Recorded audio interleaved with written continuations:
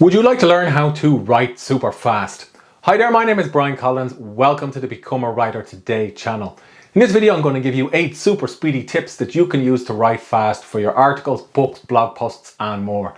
Hope you enjoy the content in this video. If you do, hit the thumbs up. And if you've got questions about any of the tips, please let me know in the comments section below. And don't forget to subscribe to the channel if you want more advice about the writing craft. Before we get into the 8 speedy tips that you can use to write fast, there's a concept I'd like you to consider. It's known as good, fast, or cheap. Pick two. In other words, something can be good or fast but not cheap, or it could be cheap and fast but not good, or it could be good and cheap but not fast. What do I mean by this? Well, consider James Patterson.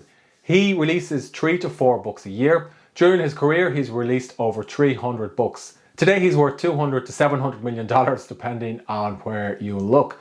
You could argue that James Patterson is cheap and fast, but literary critics would say his writing isn't necessarily good. James Patterson will say himself he doesn't spend time perfecting his sentences. He has a model for stories that he uses and replicates. Alternatively, there are other writers who produce just one book in their career and which are regarded as good and cheap, but not fast. Examples would include Sylvia Plath, who wrote just one novel, The Bell Jar, J.G. Salinger, who wrote The Catcher in the Rye and didn't publish any more books, and Emily Bronte, who wrote just The Wuthering Heights. So ask yourself, if you want to write fast, are you prepared to sacrifice good and cheap? And the tips I'm about to give you will help you make that decision. Now remember, if you write fast, you get a number of things. You get more opportunities to get your work out into the world. That means you can get more feedback from editors, even if they say no, from readers, even if they don't read your work quite yet. You can also get an opportunity to earn more money. So think back to James Patterson's example of 300 plus books, and now he's worth millions of dollars. The simple fact is, if you have more articles, more content, and more books, you're going to have more opportunities for earning money for your business or from your writing. Writing fast will also help you grow your audience faster, even though you may have to accept a trade-off in the quality or in your literary output. Now let's go over to the 8 tips that will help you write fast. Number 1, stick within a genre or niche as you say in the United States. The simple fact is, if you understand the conventions of your genre, if you understand what the story must do, or if you understand the key points an article wants to hit, you can write that article or that story, and then you can write another one and another one. And each time you write it, you'll get better and better, and you'll be able to produce content faster and faster. For example, I've written articles for years about the craft of writing. I can knock up one of these 1,000-word articles in 30 to 60 minutes. More recently, I started writing about Web 3.0 for my personal site. Because of the technical nature of these articles and because it's new to me, these articles can take me as long as half a day to write. Similarly, James Patterson understands what thriller books must do, and he has a template that he uses at least to craft the stories. So if you stick within a genre or niche, then you can output more articles, you can output more stories, and so on. The same thing works if you're a freelance writer. If you work within a specific niche or niche, you'll find it easier to land clients because you can become more knowledgeable about a topic and become a subject matter expert. Number 2, create an outline in advance. So there's a concept in writing known as plotting or pantsing. Pantsing involves sitting down at your desk and writing about whatever comes to mind. I sometimes use this if I'm journaling or free writing. I write about whatever's on my mind simply because it's fun or creative. Pantsing definitely has its place, and some fiction writers use it. But what I've found is, after studying many successful, prolific writers, they often have detailed outlines that they use. In other words, they set out a roadmap for where they're going to go in advance. Some of them will outline scenes, some of them will outline the structure of a book, some of them will know what the final moment is in their book and then write towards that. I outline articles all the time. I use apps like Dynalist to create bullet point outlines of the key points to hit in my article. Typically, I'll have 5 to 7 bullet points in Dynalist that cover the introduction, the key points in the article, and the conclusion. And this helps me write them much faster. So I challenge you to create an outline for your next book chapter or for your next piece, rather than writing it when you don't have quite an idea of what you're going to say, or rather than writing something and researching it. And this brings me up to my 3rd tip, which builds on creating an outline. Number 3, dictate your work. Dictating is thousands of words faster than writing. So once you have an outline for several articles or several book chapters, get your phone, get a good set of earphones, and go for a walk. You can walk down the street and dictate the article. People will just think you're on your phone. You can get through several articles or thousands of words in one dictation session. You can use apps like Dragon Nuance or if you have a bit of a bigger budget, you can use a transcription service like Rev. Then you get your manuscript back, and during the editing session, you can tidy up the outputs. I also like dictation because it solves problems that fast writers often get, like RSI, and that's something I've had over the years where I get a pain in my hand from spending too much time hunched over a keyboard or a mouse. Dictation is also great because you can get some exercise in and work outdoors. And when you're getting your heart rate moving, you can unlock fresh thinking, and often if you are feeling creatively blocked while sitting in front of a screen, you'll often find or come across a breakthrough when you're outside in nature. So do consider exploring dictation as a way to write fast. Number 4, if you want to write fast, you're going to have to lower the bar. So this is where the good, fast and cheap model comes in. In other words, if you're trying to write perfect poetic sentences, chances are you're going to labor over them for a long time. I remember a couple of years ago, I went to a workshop by the Irish literary author John Banville, he's written novels like The Sea, and he described to us in the workshop how he would spend an entire day trying to get a single paragraph right for one of his novels. But he also started writing thriller books, and he said he just knocks them out, or he knocks scenes for these thriller books out in an afternoon. So ask yourself, how important is the prose in this particular piece that you're writing? If it is important, then chances are you're not going to be able to write fast. But if you're getting an article that's about a topic, you can get that out there much quicker. And then later on, you can worry about polishing and improving. So ask yourself if you're prepared to lower the bar and if it's worth investing more time in to improve the quality of your prose. That brings me to my 5th tip.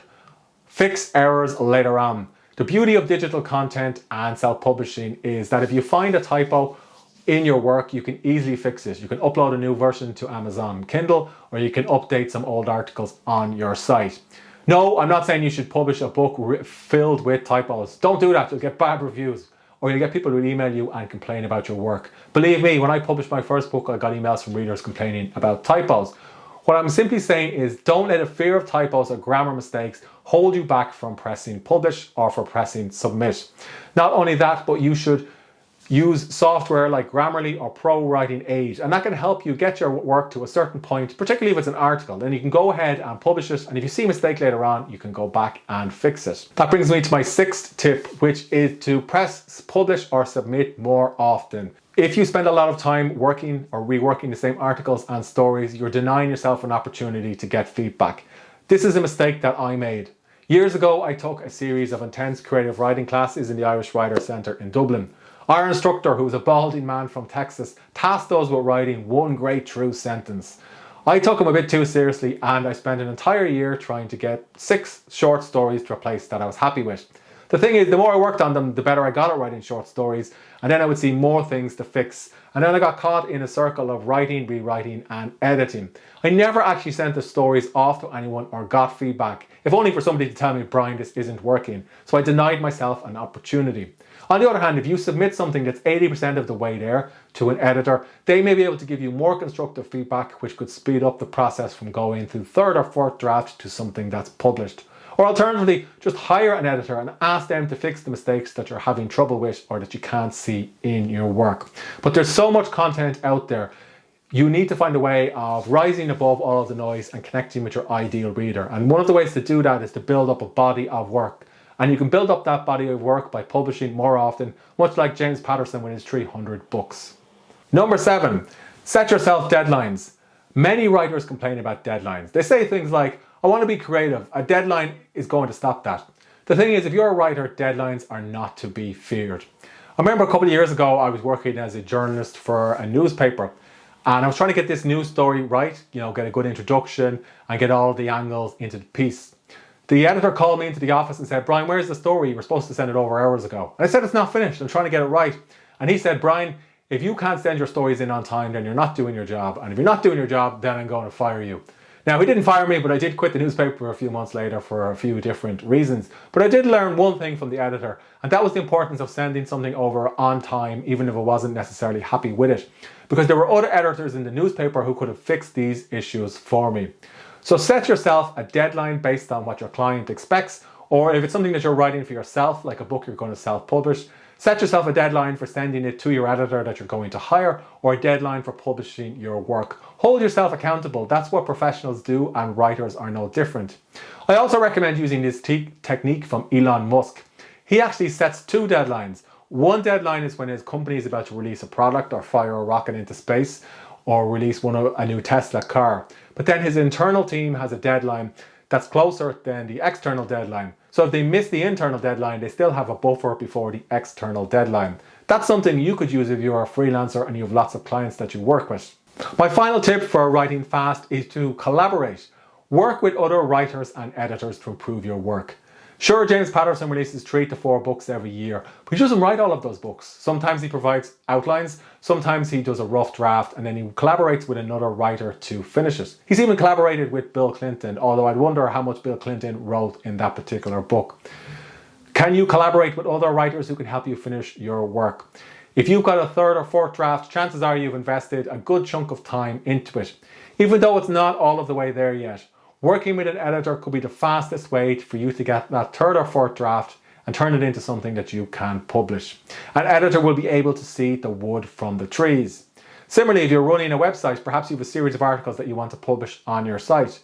Yes, you could write all of these yourself, but what if there's a couple of articles you really need to get up there, but which you don't really have the time or inclination to write just yet? Consider hiring somebody to do it. Using a service like writeraccess.com, you can hire a writer for between 5 and 10 cents a word, and then you can have that article in your site bringing in that traffic that you need. So those are the 8 super speedy tips that would help you write fast. Stick within your genre or niche, create an outline, dictate, lower the bar, fix errors later, press publish and submit, set deadlines, and work with writers and editors. Hope you enjoyed the content in this video about writing fast. If you do, let me know in the comment section below. And if you want to get more videos about the craft of writing, please subscribe to the Become a Writer Today channel. And finally, if you liked this video, I think you'll like this one next.